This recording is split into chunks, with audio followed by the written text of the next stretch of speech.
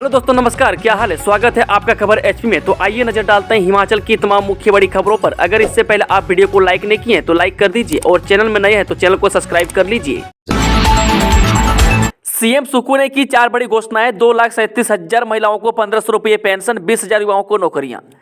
जी, सत्ता में आने से पहले 10 गारंटियों का वादा करने वाली हिमाचल प्रदेश की सुखविंदर सिंह सुक्खू सरकार ने सोमवार को 1 साल का कार्यकाल पूरा होने का धर्मशाला में जश्न मनाया।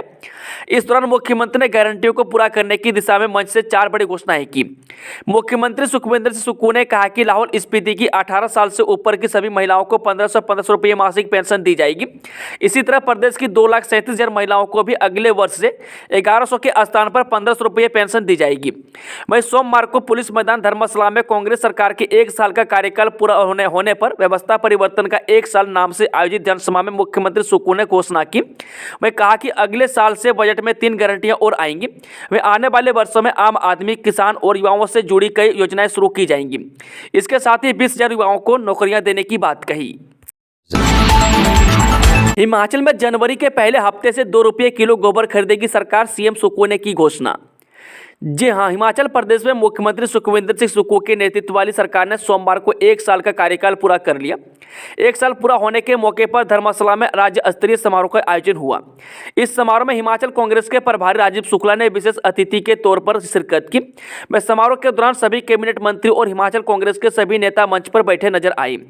बता दें कि धर्मशाला में जनता को संबोधित करते हुए मुख्यमंत्री सुखविंदर सिंह सुक्खू ने कहा कि उन्होंने जनता से जो वादे किए हैं उन्हें हर हाल में पूरा किया जाएगा। उन्होंने कहा कि पिछली बीजेपी सरकार ने हिमाचल प्रदेश का खजाना खाली करने का काम किया। वहीं मुख्यमंत्री ने मंच से घोषणा की है कि राज्य सरकार जनवरी 2024 के पहले हफ्ते से 2 रुपये प्रति किलो के हिसाब से गोबर खरीद कर शुरू करेगी। इसके अलावा दूध उत्पादकों से 31 रुपये प्रति लीटर की बजाय 37 रुपये प्रति लीटर की दर से दूध खरीदा जाएगा। वहीं सुक्खू ने कहा कि वह साल 2024-25 के बजट में कई बड़ी योजनाएं लाने जा रहे हैं। पुनर्वास मनोविज्ञान में पीजी डिप्लोमा करवाए गए एचपीयू शिमला, मांगे ऑनलाइन आवेदन। जी, हिमाचल प्रदेश विश्वविद्यालय सत्र 2023-24 से पुनर्वास मनोविज्ञान में पीजी डिप्लोमा कोर्स शुरू कर रहा है।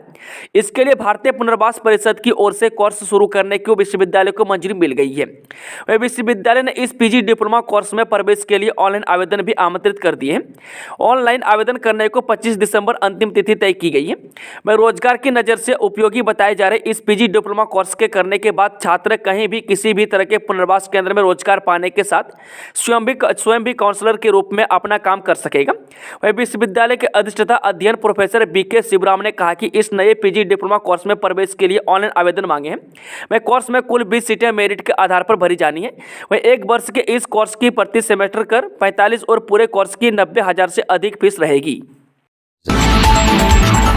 खाली बर्तन, खाद के थैलों और 1,500 रुपये लेकर भाजपा ने किया प्रदर्शन। जे कांग्रेस सरकार के 1 साल पर भाजपा ने सोमवार को आक्रोश दिवस के तहत प्रदेश में धरना प्रदर्शन और रोष रैलियां निकाली। वहीं भाजपा नेता ने दूध के खाली बर्तनों, खाद के थैलों और 1,500 रुपये हाथ में लेकर प्रदर्शन किया। वहीं भाजपा प्रदेश अध्यक्ष राजीव बिंदल ने कहा कि कांग्रेस की नाकामियों को लेकर तैयार किए गए 68,000 पर्चे भाजपा सभी विधानसभा क्षेत्रों के बेरोजगारों में बांटेगी। वहीं सोमवार से यह अभियान शुरू कर दिया गया है।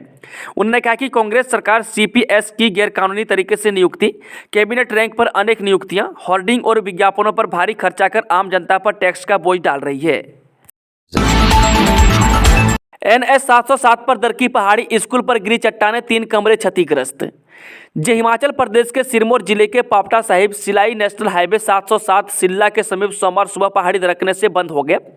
NH पर हुए भारी भूस्खलन के बीच पहाड़ी से आई चट्टानें इसके ठीक नीचे राजकीय माध्यमिक स्कूल सिल्ला के भवन पर जा गिरी। में इससे 3 कमरों की दीवारें क्षतिग्रस्त हो गई। में एक पिलर भी पूरी तरह टूट गया। वह गनीमत रही कि जिस समय यह घटना हुई उस समय स्कूल नहीं खुला था, वरना बड़ा हादसा हो सकता था। इस घटना के बाद ग्रामीणों में NH के निर्माण में जुटी कंपनियों के खिलाफ भारी गुस्सा है। वह घटना के बाद मौके पर पहुंचे एसडीएम कपोठा के सामने भी लोगों ने कंपनियों के खिलाफ अपना गुस्सा निकाला और इस तरह की लापरवाही को लेकर कड़ी कार्रवाई करने की मांग की। मुख्यमंत्री सुखविंदर सिंह सुक्खू बोले, सबके समान विकास के लिए लेंगे कड़े फैसले। जे मुख्यमंत्री सुखविंदर सिंह सुक्खू ने कहा सबका समान विकास हो, इसके लिए कड़े फैसले लेंगे। किसान, कर्मचारी, महिलाएं और युवा सबका बराबर सम्मान होना चाहिए। वह सत्ता में केवल सुख के लिए नहीं आए हैं। जब प्रदेश में इतिहास की सबसे बड़ी आपदा आई तो कांग्रेस की सांसद प्रधानमंत्री से मिली, तब उनके कान पर जूं तक नहीं रेंगी थी। वह पूछना चाहते हैं कि भाजपा के 3 सांसदों की इतनी हिम्मत नहीं हुई कि वह केंद्र से मदद ला पाए। वह खुद भी बार बार प्रधानमंत्री और केंद्रीय मंत्रियों से भी मिले। चाहते तो ओपीएस को 4 साल बाद लागू कर सकते थे, पर तुरंत किया। 77 स्कूल प्रवक्ता हेडमास्टर पदोन्नत होकर बने प्रिंसिपल, अधिसूचना जारी। जिस शिक्षा विभाग ने 40 स्कूल प्रवक्ताओं और 37 हेडमास्टरों को पदोन्नत कर प्रिंसिपल नियुक्त कर दिया है। वह सोमवार को शिक्षा सचिव राकेश कंवर की ओर से इस बारे में अधिसूचना जारी की गई। वह पदोन्नत प्रिंसिपलों को इस पद के लिए वित्तीय लाभ नहीं मिलेंगे। वह शिक्षा सचिव ने सभी पदोन्नत प्रिंसिपलों को नए स्कूलों में जल्द से जल्द पद ग्रहण करने को कहा है। वह तय अवधि के भीतर पद ग्रहण नहीं करने वाले की पदोन्नति को रद्द कर दिया जाएगा।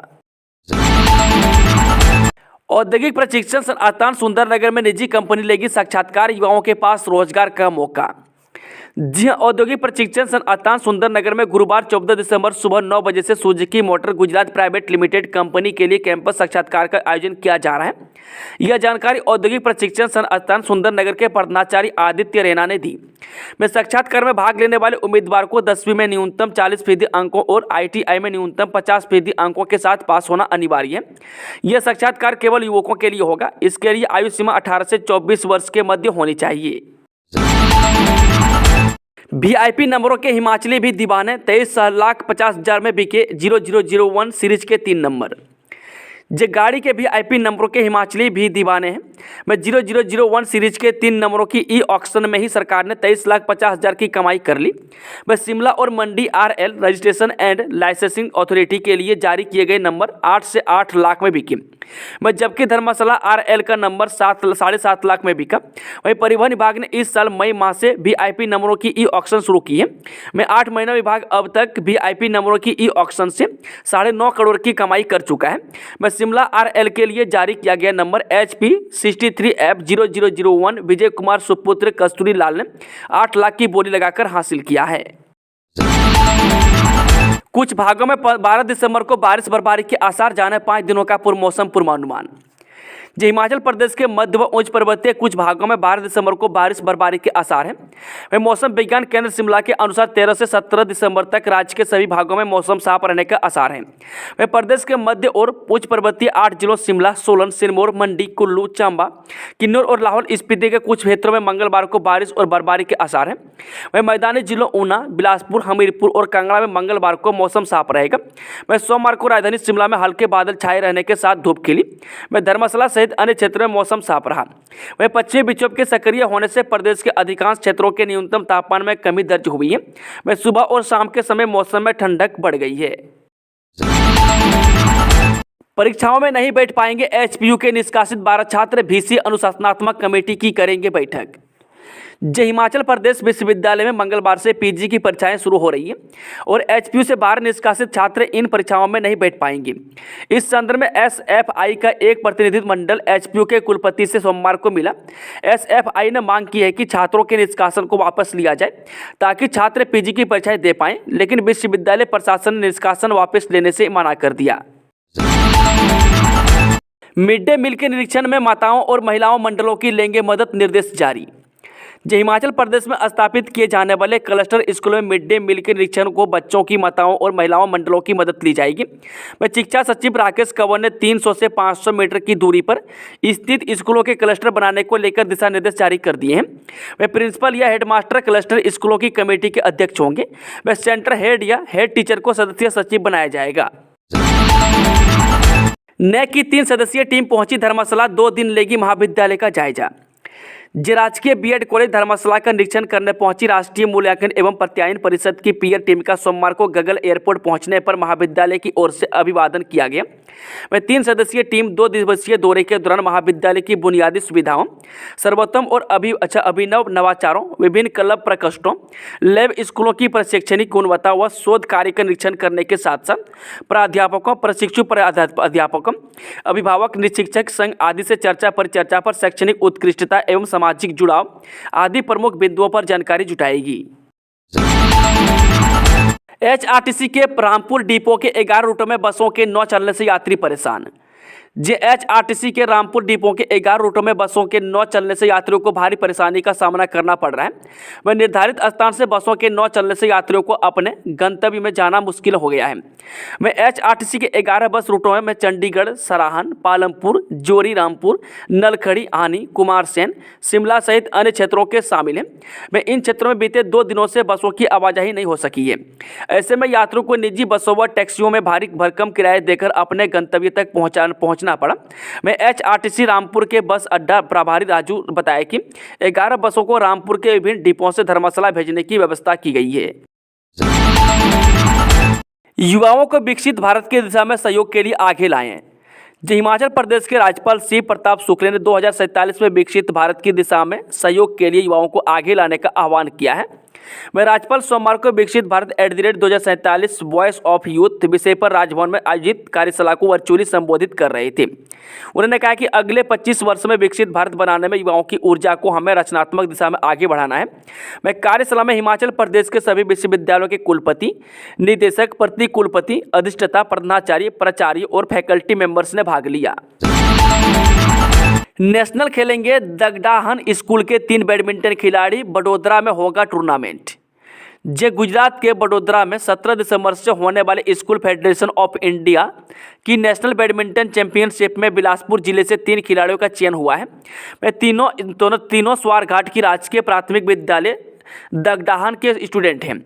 वे अंडर 17 में जहां पीयूष और रिया ठाकुर को चुना गया है, वहीं अंडर 14 में सगुन ठाकुर का चुनाव नेशनल टूर्नामेंट के लिए किया गया है। वे तीनों स्टूडेंट्स ने स्टेट लेवल में बेहतरीन खेल दिखाते हुए चैंपियनशिप जीती थी। शिमला की आक्रोश रैली में महिलाओं के हाथ दिखा गोबर और खाली कनस्तर। हिमाचल की सुक्खू सरकार के कार्यकाल की पहली सालगिरह पर जहां धर्मशाला ग्राउंड पर जश्न है, वहीं राज्य के सभी जिलों में बीजेपी की आक्रोश रैली का बवाल है। मैं शिमला में पार्टी के प्रदेश अध्यक्ष डॉक्टर राजीव बिंदल और नेता प्रतिपक्ष जयराम ठाकुर की अगुवाई में बीजेपी ने धरना प्रदर्शन किया। वहीं महिलाएं गोबर और खाली कन अस्तर लेकर प्रदर्शन करती दिखी तो बीजेपी ने महिलाओं को प्रतिमाह 1500 रुपये देने की गारंटी पर सरकार को घेरा। वहीं जयराम ठाकुर ने जहां सरकारी जश्न से कांग्रेस आलाकमान के कन्नी काटने को मुद्दा बनाया, वहीं बिंदल बोले इस सरकार में सिर्फ और सिर्फ दुख ही दुख है। अग्निवीर भर्ती में बिना एडमिट कार्ड दाखिला नहीं, सुबह 6 बजे ग्राउंड आना होगा। हिमाचल प्रदेश के मंडी, कुल्लू और लाहौल स्पीति जिले के युवाओं के लिए आगामी 20 से 26 दिसंबर को होने वाले अग्निवीर भर्ती रैली में बिना एडमिट कार्ड के प्रवेश नहीं दिया जाएगा। इस भर्ती के लिए हो चुकी लिखित परीक्षा में पास उम्मीदवार joinindianarmy.nic.in वेबसाइट से डाउनलोड कर प्रिंट करवा सकते हैं। वह उम्मीदवारों को सुबह 4 की जगह 6 बजे ग्राउंड में पहुंचना होगा। वह भर्ती निदेशक सेना भर्ती कार्यालय मंडी कर्नल DS सामंत ने बताया कि भर्ती रैली मंडी के पड्डल मैदान में होगी। वह उम्मीदवारों को अपना एडमिट कार्ड साथ लाना होगा। वह साथ ही सभी जरूरी दस्तावेज भी लाने होंगे। वह अन्यथा रैली में दाखिला होने की अनुमति नहीं दी जाएगी। मैं जिन उम्मीदवारों को एडमिट कार्ड प्रिंट आउट करने में असुविधा है तो वे उम्मीदवार सेना भर्ती कार्यालय मंडी से संपर्क करें।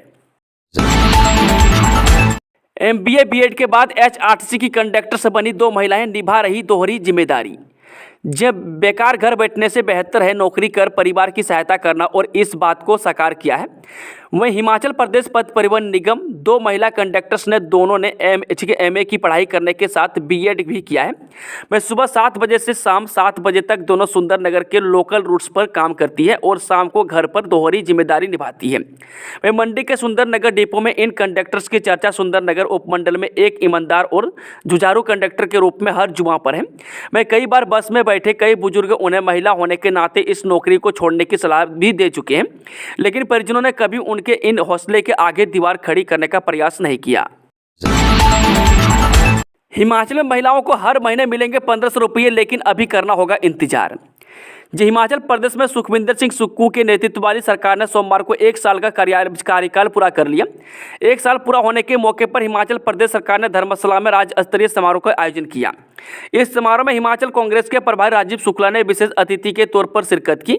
मैं समारोह के दौरान सभी कैबिनेट मंत्री और महिला प्रदेश कांग्रेस के सभी नेता मंच पर बैठे नजर आए। मैं धर्मशाला में जनता को संबोधित करते हुए मुख्यमंत्री सुखविंदर सिंह सुक्खू ने कहा कि उन्होंने जनता से जो वादे किए हैं उन्हें हर हाल में पूरा किया जाएगा। मैं धर्मशाला में मुख्यमंत्री सुखविंदर सिंह सुक्खू ने कहा कि जनजातीय जिला लाहौल स्पीति की सभी 18 से 59 साल की महिलाओं को प्रथम चरण में हर महीने 1,500 रुपये मिलेंगे। इसके बाद पूरे राज्य में यह योजना लागू होगी, लेकिन पहले आर्थिक बदहाली के ठीक होने का इंतजार करना होगा। 1 साल सुख की सरकार का सत्ता संभालते ही पूरा किया ओपीएस का वादा, अब डीए और एरियर का इंतजार। जी हिमाचल प्रदेश में वर्ष 2022 में विधानसभा चुनाव जीतकर कांग्रेस सत्ता में आई थी। मैं चुनाव पूर्व कांग्रेस ने 10 गारंटियां दी थी। मैं उनमें सबसे बड़ी गारंटी ओपीएस यानी ओल्ड पेंशन स्कीम बहाली की थी। मैं पार्टी की महासचिव प्रियंका वाड्रा ने भी वादा किया था कि सत्ता में आते ही ओपीएस बहाल की जाएगी। मैं चुनाव में विजय पताका फहराने के बाद हाईकमान ने सुखविंदर सिंह सुक्खू को प्रदेश की सत्ता की कमान सौंपी। मैं मुकेश अग्निहोत्री डिप्टी सीएम बनाए गए। मैं पहली कैबिनेट में कांग्रेस सरकार ने ओपीएस की बहाली का ऐलान किया। मैं हिमाचल में सरकारी कर्मचारी सत्ता परिवर्तन में अहम भूमिका निभाते हैं। 2047 तक विकसित अर्थव्यवस्था बनाने के लिए विजन डॉक्यूमेंट तैयार। राज्यपाल श्री प्रताप शुक्ल ने राजभवन में 2047 तक विकसित भारत वॉइस ऑफ यूथ विषय पर आयोजित कार्यशाला को दिल्ली से वर्चुअल माध्यम से संबोधित किया। उन्होंने कहा कि आज भारत विश्व का प्रतिनिधित्व कर रहा है। हमें अगले 25 वर्षों में एक विकसित भारत बनाने के लिए युवाओं की ऊर्जा को संरचनात्मक दिशा में लगाना चाहिए। JOA 817 पर सबसे बड़ी अपडेट, रिजल्ट को लेकर विधि विभाग ने बता दिया रास्ता, अब आगे। Junior office assistant IT post code 817 के मामले में कार्मिक विभाग को विधि विभाग की एडवाइजरी मिल गई है। में लॉ एन कहा है कि रिकॉर्ड देखने पर पता चलता है कि अब तक करीब 5 आरोपी पेपर लीक केस में इस भर्ती परीक्षा से जुड़े पाए गए हैं। इनके दोषी साबित होने तक इन्हें परीक्षा से डी बार नहीं किया जा सकता है। ऐसे में एक विकल्प यह हो सकता है कि जितने आरोपी हैं उतने पद खाली छोड़कर रिजल्ट घोषित कर दिया जाए, लेकिन इस बारे में जहाँ एजेंसी यानी विजिलेंस ब्यूरो से ही पहले पूछना चाहिए। मैं जाँच एजेंसी को चार्जशीट दायर करने में भी कितना वक्त लगेगा और जांच का दायरा क्या है और बढ़ने की भी संभावना है। मैं इन सवालों का जवाब पहले एजेंसी से ही विभाग ले ली। मैं यह फाइल वापस कार्मिक विभाग में आ गई है और अब मुख्य सचिव के लौटने के बाद इस पर आगे का फैसला होगा। उधर सोमवार को धर्मशाला में राज्य सरकार का 1 साल पूरा होने पर हुई रैली में संबोधित करते हुए मुख्यमंत्री सुखविंदर सिंह सुक्खू ने JOA IT 817 भर्ती परीक्षा का रिजल्ट जल्दी घोषित करने का ऐलान किया है। इसका अर्थ हुआ है कि अब किसी अधिकारी को ही फाइल पर लिखना होगा कि इस परीक्षा का रिजल्ट घोषित कर दिया जाए, लेकिन रिजल्ट घोषित करेगा कौन, यह भी एक बड़ा सवाल है। पिता के चतुर्थ वार्षिक श्राद्ध पर छुट्टी में आए सेना के जवान की अचानक मौत।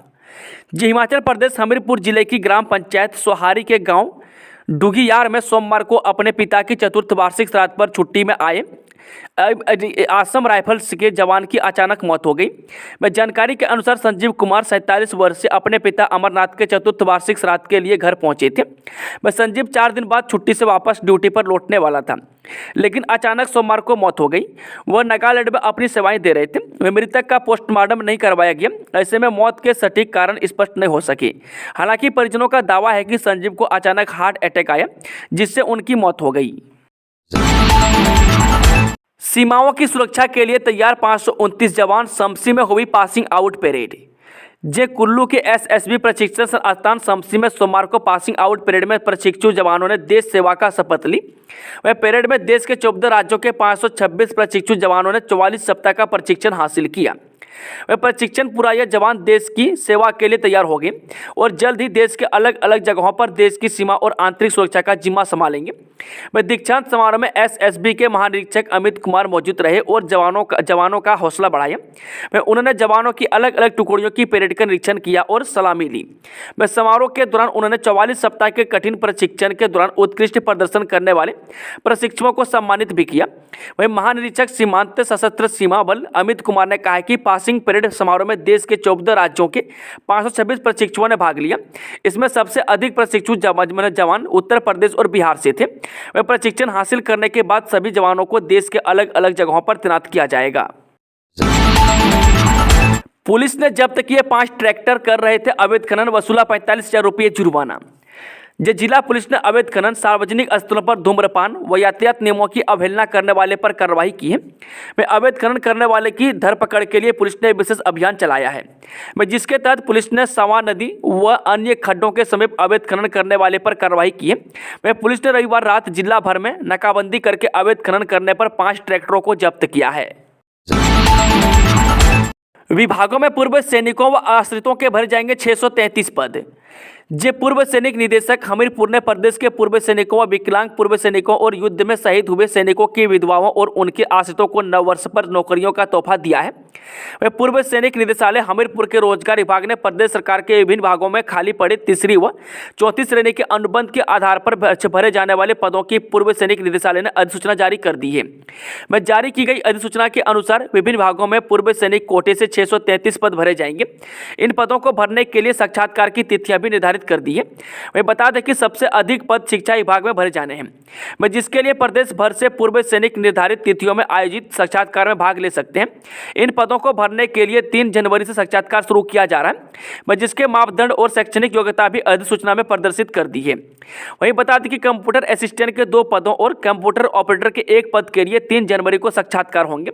इसके अलावा फायरमैन के 7 पदों के लिए 11 जनवरी को और फिशरी फील्ड असिस्टेंट के 4 पदों के साक्षात्कार 19 जनवरी को लिए जाएंगे। जबकि प्रारंभिक शिक्षा विभाग में जेबीटी के 175 पदों व भाषा अध्यापक के 50 पदों और शास्त्री के 68 पदों के साक्षात्कार 23 जनवरी को लिया जाएगा।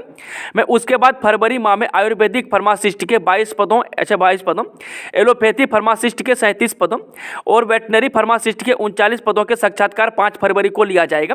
इसके अलावा lecturer PGT physics, chemistry, math, biology, अर्थशास्त्र व कॉमर्स के 8 पदों के साक्षात्कार 16 फरवरी, लेक्चरर पीजीटी अर्थशास्त्र व कॉमर्स के 38 पदों के साक्षात्कार 16 फरवरी तथा डिस्पेंसर के 1 पद और सर्वेयर के 3 पदों के साक्षात्कार 16 फरवरी को लिए जाएंगे। तो अगले साल लोकसभा के साथ हो सकते हैं जम्मू कश्मीर विधानसभा के चुनाव। जम्मू कश्मीर को जल्द पूर्ण राज्य का दर्जा वापस देने और 30 सितंबर 2024 तक राज्य में विधानसभा चुनाव कराने के सुप्रीम कोर्ट के निर्देश के बाद अब राज्य में चुनाव को लेकर लंबे समय से लगाई जा रही अटकलों पर भी विराम लग गया है। फिलहाल चुनावी तैयारियों के लिहाज से देखें तो निर्वाचन आयोग ने राज्य में चुनाव से जुड़ी ज्यादातर तैयारियां पूरी कर रखी है।